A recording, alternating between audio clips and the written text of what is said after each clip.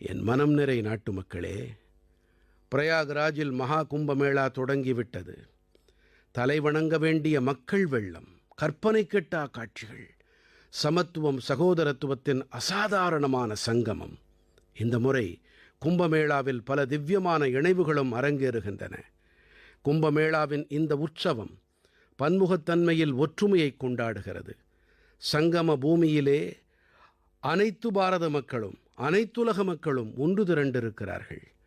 ஆயிரக்கணக்கான ஆண்டுகளாக நடைபெற்று வரும் இந்த பாரம்பரியத்தில் எங்கேயும் எதிலேயும் எந்த வேறுபாடும் இல்லை, சாதிவாதம் இல்லை.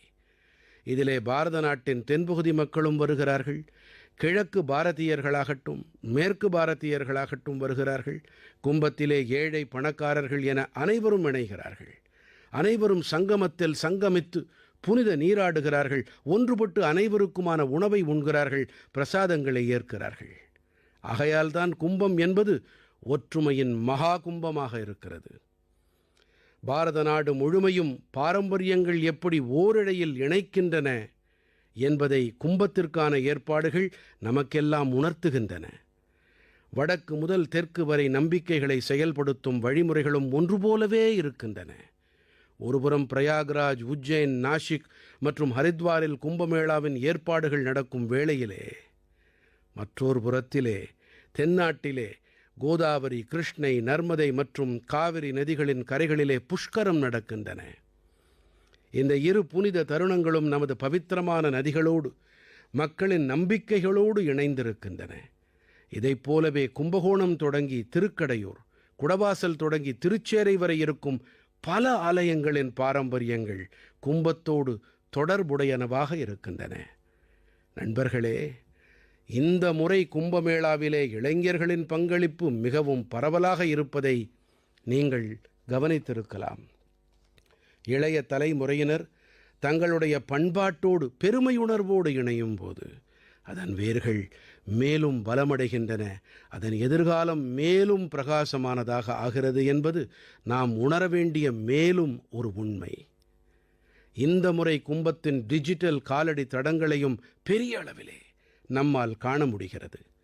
உலகளாவிய அளவில் மக்களுக்கு கும்பத்தின் மீது இருக்கும் பெருவிருப்பம் பாரத நாட்டவர் அனைவருக்கும் பெருமை தரும் விஷயம். நண்பர்களே, சில நாட்கள் முன்பு மேற்கு வங்கத்தில் கங்கா சாகர் திருவிழா பிரமாதமாக ஏற்பாடு செய்யப்பட்டது. சங்கராந்தியின் புனிதமான தருணத்தில் இந்த திருவிழாவில் உலகனைத்திலுமிருந்தும் வந்த லட்சோப லட்சம் பக்தர்கள் புனித நீராடினார்கள். கும்பம், புஷ்கரம், கங்கா சாகர மேளாக்கள், நமது இந்த புனித காலங்கள் நமது சமூக சகோதரத்துவம், நல்லிணக்கம், ஒற்றுமை ஆகியவற்றை மேலும் வளர்ப்பவை. இந்த புனித காலங்கள் பாரத நாட்டவரின், பாரத நாட்டின் பாரம்பரியங்களோடு இணைந்தவை. நமது சாத்திரங்களும் கூட உலகிலே அறம், பொருள், இன்பம், வீடு என்ற நான்கிற்கும் முக்கியத்துவம் அளித்திருக்கின்றன. இதைப் போலவே நமது புனித காலங்களும் பாரம்பரியங்களும் கூட ஆன்மீகம், சமூகம், கலாச்சாரம், பொருளாதாரம் என அனைத்து விஷயங்களுக்கும் சக்தி ஊட்டுகின்றன. நண்பர்களே, இந்த மாதம் நாம் பௌஷ சுக்ல துவாதசி தினத்தன்று பகவான் ஸ்ரீராமச்சந்திர மூர்த்தியின் பிராண பிரதிஷ்டை புனித நாளின் ஓராண்டு நிறைவையும் கொண்டாடினோம். இந்த ஆண்டு பௌஷ சுக்ல துவாதசி ஜனவரி மாதம் 11ஆம் தேதியன்று வந்தது. இந்த நாளன்று லட்சோப லட்சம் ராமபக்தர்கள் அயோத்தியிலே ராம்லலாவின் தரிசனம் பெற்று அவருடைய நல்லாசிகளுக்கு பாத்திரர்கள் ஆனார்கள். பிராண பிரதிஷ்டை நடந்த இந்த துவாதசி பாரத நாட்டு கலாச்சார ஆன்மாவின் மீள் பிரதிஷ்டை நடந்தேறிய துவாதசியாகும். ஆகையால் பௌஷ சுக்ல துவாதசி ஒரு வகையில் பிரதிஷ்டை துவாதசி தினமாகவும் ஆகிவிட்டது. நாம் வளர்ச்சிப் பாதையில் செல்லும் அதே வேளையில் நமது மரபுகளையும் பேணி வர வேண்டும், அவற்றிலிருந்து கருத்தூக்கம் பெற்று முன்னேறிச் செல்ல வேண்டும்.